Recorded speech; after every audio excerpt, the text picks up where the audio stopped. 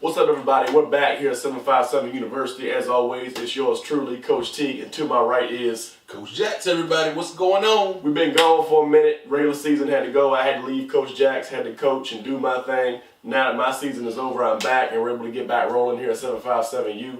We got two big games going on right now, Coach. Playoffs are coming soon. Third round of playoffs, regional finals this week on Friday night. We got two big games, 757. Game number one is 6A. You got Oscar Smith High School versus the defending state champ Ocean Lakes Dolphins out of Virginia Beach. The second big game is you got Indian River High School from Chesapeake, taking on Hampton High School over at Darwin Stadium. Undefeated Hampton, led by quarterback Von Quillen.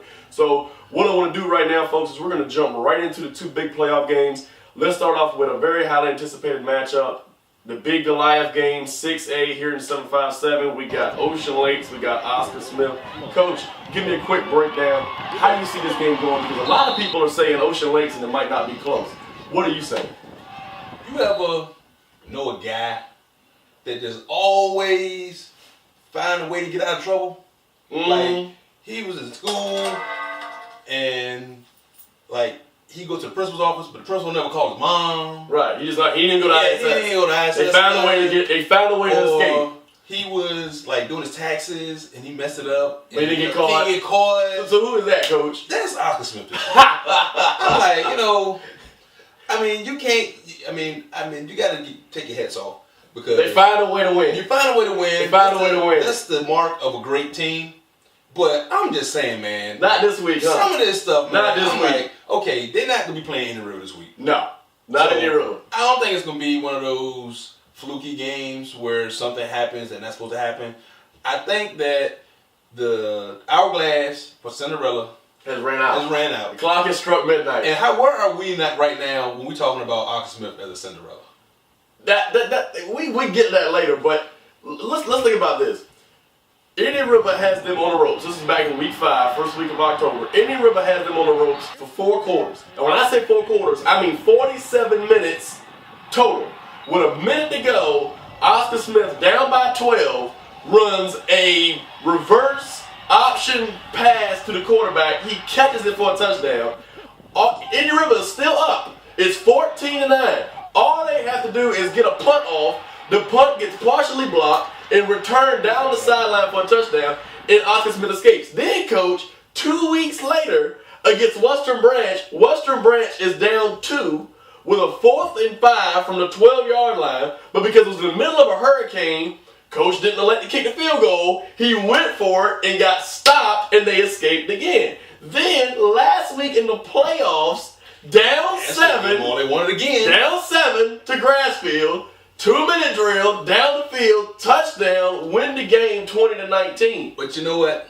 If you've been watching football at all this season, that means you have to know.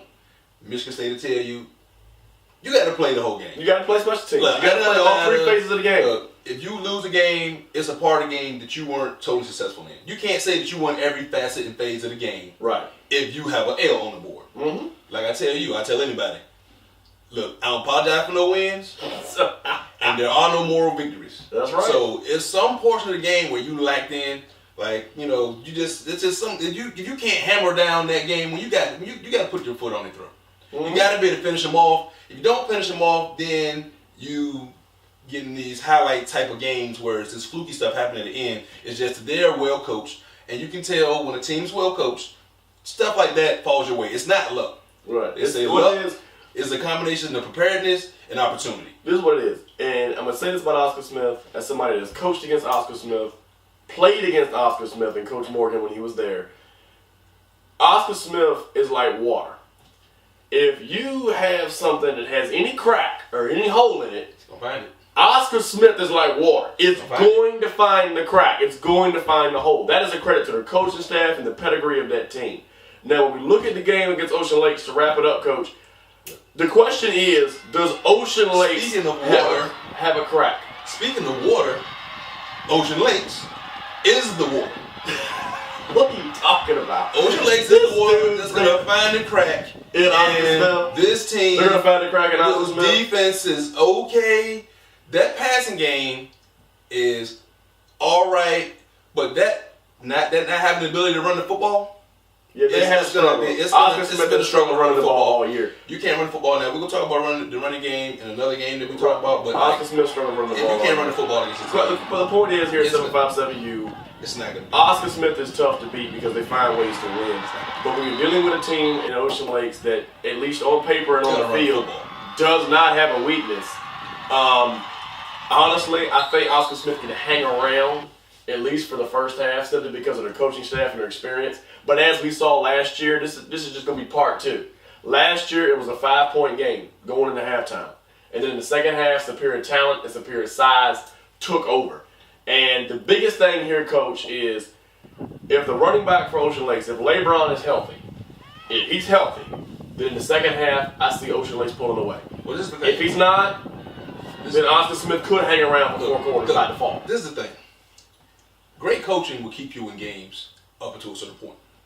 Now, but eventually players at some point, especially when you get these negative runs, 3 and outs, you're not going to be able to contain a team that explosive, especially when they're going to run the football. Regardless of if their top back's not there, they got 2 or 3 guys waiting to win and get those carries. K-Park, Womack, Taylor, they're all healthy. You don't have to worry. That's not even an issue. The thing is, the well coaching, the game plan, situational football is going to keep Oscar Smith in the game up until probably about that midway part of the third quarter. Then you start seeing the horses. American Pharaoh, all those other horses was in the race until the third leg. And eventually you just start seeing the athletes. I think it's going to be a pretty contested contest early, but I'm going to be picking this one. I'm thinking Ocean Lakes 32, Oscar Smith 20. 32-20. I was thinking something like maybe 35-20. I was thinking the same thing. It's a good football game in the first half. They're gonna be playing at Oscar Smith, I do believe. Yeah. And the Tiger Cage will be rocking. There will be some momentum early, and Ocean Lakes is gonna have to take that first punch from a team that's got the momentum behind them. But after that, superior talent will take over. Now going into our next game, because I don't want to spend the whole segment on just these 2 football games. The next game, Indian River and Hampton. Now, I'm going to say this, and we talked about this earlier before the show. You know what I'm about to do. Hampton is, try to be respectful. To me, Hampton is a one-trick pony. Hampton has a great, phenomenal athlete at quarterback in Von Clevin. This young man may be one of the top 5 athletes in our area. I'm not going to take that away from him. He is a great football player. But when I look at their schedule, and I look at the teams that they've played in the Peninsula District, and I look at the teams they've played in the playoffs, what I say to myself is, you don't have but so much offensive firepower. You're a good offense built around a great player, but you don't have but so much offensive firepower. And when I say that, Quillen is primarily known for his ability as a runner. He's a dual threat quarterback. Right. We all know this. And when you go up against a team, when you go up against a team in Indian River, who I still say has one of the best front sevens in our state, led by Yulee and Beckett and those guys up front.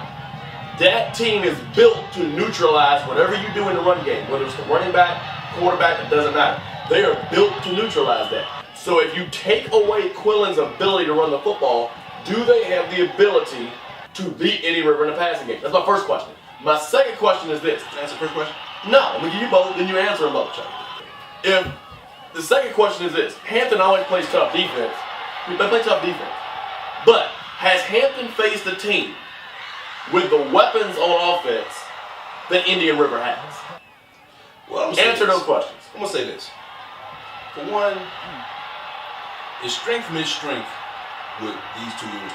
The Indian River defense and the Hampton offense. Hampton's run-oriented offense, right.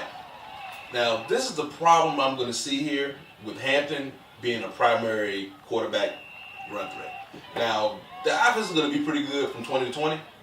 But see, when that field starts to shorten and you don't have all these wide open lanes, you don't have to guard 60 yards, you don't have to guard 40 yards, you just got to guard maybe 20 and in.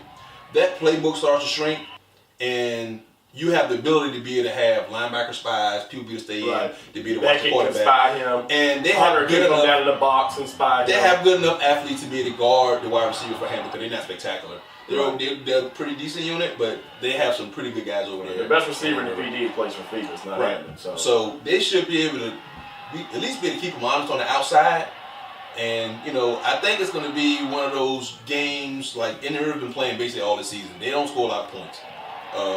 One of those knockdown dragouts, it's going to be a couple of field goals missed, something like that, to be late possessions that's going to be able to just, tell everybody what's going to happen in the game. And as far as Arthur Smith offensively, I just think that they start. In the river. I just don't think they try to run the football consistently enough for me. I mean, you have a great athlete at quarterback. He can compete the deep ball, but everybody knows that around this area, you have to run the football.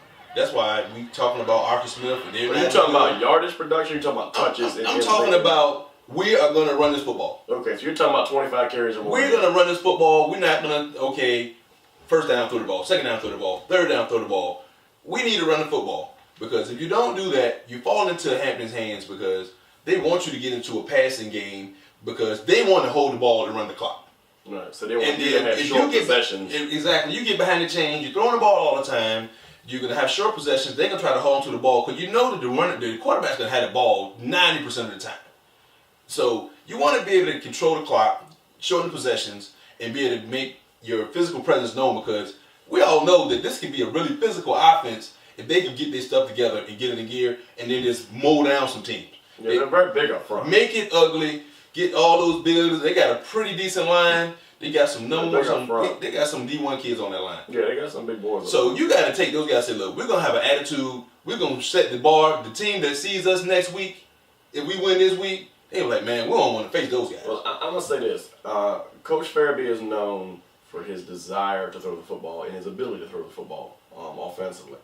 I think last week when they played Kickertan was up in that game, I believe, by 1 at the half, like 7-6. It was a 7-6 game. But in the second half, Tyron Smith, the running back in the 21 that you're talking about, took the game over. Literally, that's what he did. So I think if they play to the strength of their superior athlete on offense, which is Smith, and if they establish him early, then what will happen is in the second half, the weapons on the outside will get one-on-one matchups, and Tyree Givers-Wilson, the quarterback, will be able to do what he does best, which is throw a bomb down the field. This should be a run-action team, period. Right. If they run the ball first, don't try to establish the pass first and keep Hampton in the game, because Hampton's base 4-4 defense that they run and have ran for decades is designed to bring pressure, stop the run. What you have to do is say, no, we're going to impose our will, we're going to run on you. Exactly. Because a team that is already in a 8-box scheme cannot do anything else. If you are running the ball on that 8-box scheme, they have no adjustment. Right. The only adjustment they can make is go cover 0 and bring a free safety down. Well, when they do that, now you're one-on-one with Hunter. Now you're one-on-one with Best. And what you create is opportunities for these guys to make plays. If you sit there and allow them to sit back in the cover 3 shell and you keep trying to throw the ball deep or throw intermediate routes, it's going to be 50-50. And that's going to keep Hampton in the game. And see, this is the thing I say too. Now, when you got your athletes on the outside of your Indian River, you can still give them a bone. I'm not saying totally abandon the passing game. Just establish the run first. Establish the run. You get your short passing game going. You get your screen game going, and get those guys the ball in the open field. Let them make some guys miss. Be able to get some big plays in that way.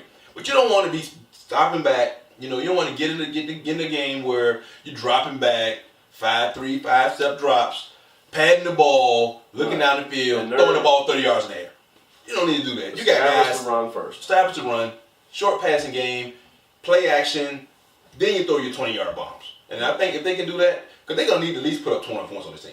Do you agree? Yeah, and I think they will. I don't think they're going to be able to escape these games moving this forward, is not going to scoring be 13 points. If this game is 13-10 in the fourth quarter, look out, Hampton, because with Quillen, as athletic as he is, you can keep him in check for 3.5 quarters, but if he breaks one, that could be the game breaker if you're in a game where you're only up by 3 or up by 5. What Indian River needs to do is hit him in the mouth early. You're going to be at Darling Stadium. You're going to be on the road.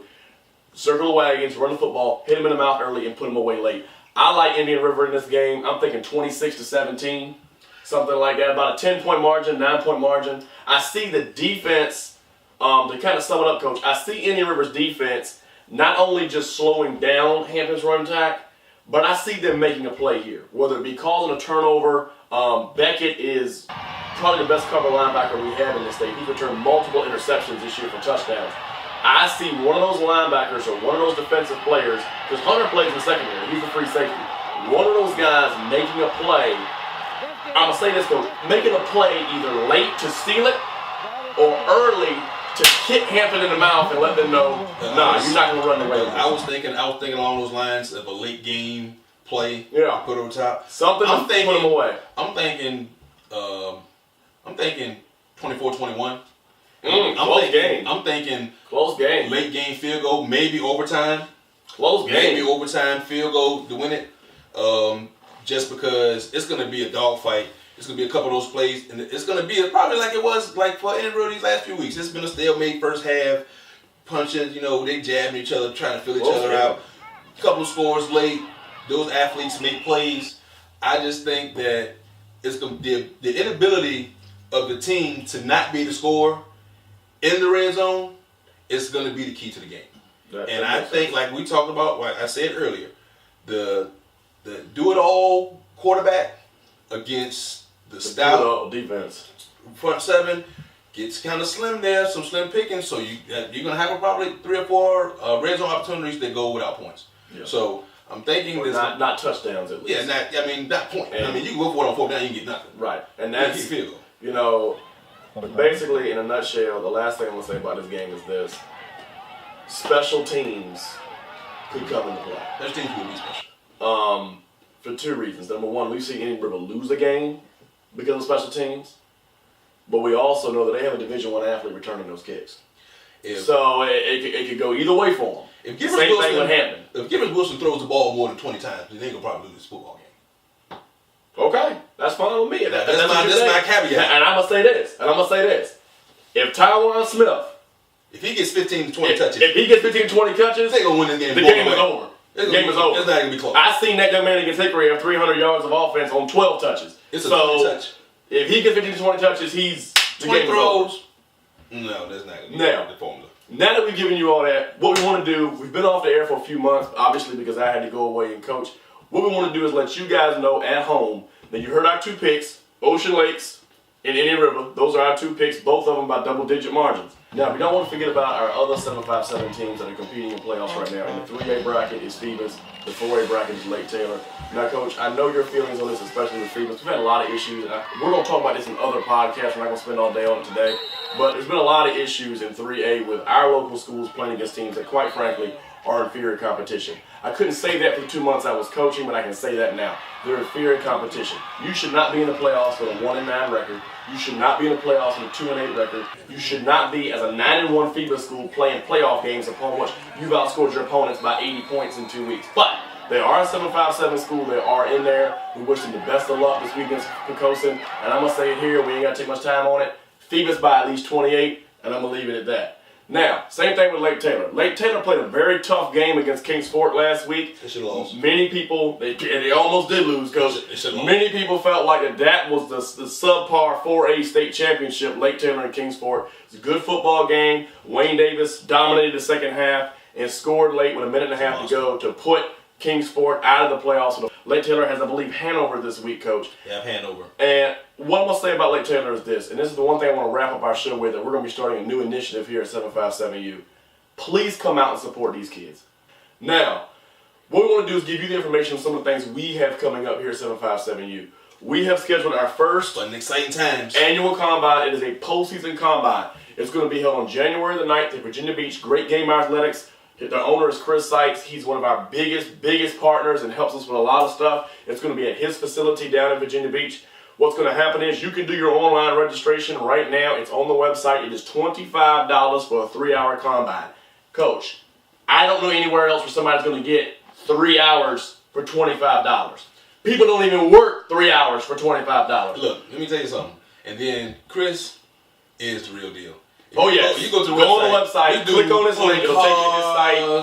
You know, this guy is in the ocean with dumbbells and stuff, dude. Just like he is Rocky, but it's not Hollywood. Yeah, he is Apollo Creed, and it's not Hollywood. He doesn't hit nobody yet. He is all that. Yeah. Now we're going to be doing that. Now here's the ticket. It is 8th grade through 12th grade. Now what we're doing here, it's a twofold combine. There's going to be strength training. Chris Sykes will supervise the strength training. There will be weight training there. We're going to be doing bench press. We're going to be doing power clean. We're going to be doing squats. All those things, snatches, everything that needs to be recorded and measured for your athlete at home from a strength concept. All right, all these things will be recorded, the data will be taken, and it will also be video recorded as well as pictures taken. We will have our media people there. These things will be recorded and put out on social media as well on the website.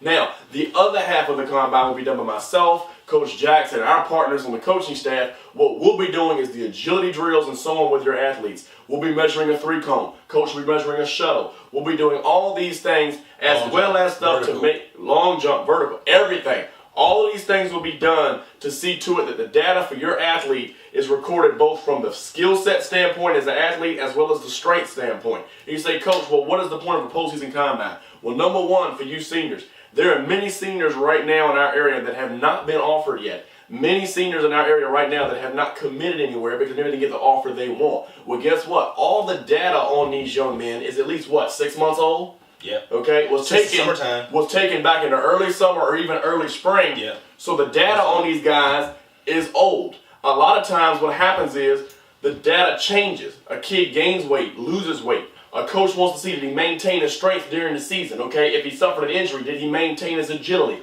All these things will be measured and taken into concept. Well, another thing you have to realize too is your body type has changed since the last time you may have did a measurable or did something in springtime. Your actual body and whatever you do changes after season. So what you want to be to match that up. Now that you know all the great things that we got coming up, we've also partnered with the Beach Field House in Virginia Beach. We're going to be doing position-specific things in February and March with them. So stay tuned to the website and you'll know exactly what's going on and where your child needs to be at and for what reason. Like those dates will be on the website. Yeah, they'll be there. Once we start doing some stuff a little bit later, we're going to wait for this holiday season to kind of pass. Then everybody gets back in the field and we'll be able to do all of this stuff and we'll be indoors. So we'll look out for that. Just to wrap it up so you understand what we're doing, we know the playoffs are here. We know the season is almost over. But we're letting you know now, come January, one of the things that we're hitting the ground running with at the beginning of the year is an initiative to come out and support these student athletes. As I've said before, and I'll say it again, if these young men were doing something negative, if they were getting into trouble, if they were, God forbid, shooting each other, stabbing each other, or fighting each other, there would be media coverage on it. There would be everybody and their mama standing around taking pictures, posting stuff on YouTube, etc., etc. These young men are out here playing football. They get done with school, they go to practice, they work hard right here playing football. And the sad thing is, the ones that are actually doing a really good job of it, Lake Taylor has, I believe, 5 Division I kids on their team right now that are committed, okay? Yeah. These kids are doing a very good job of it, putting a great product on the field. And all I can say as we lead this broadcast is why.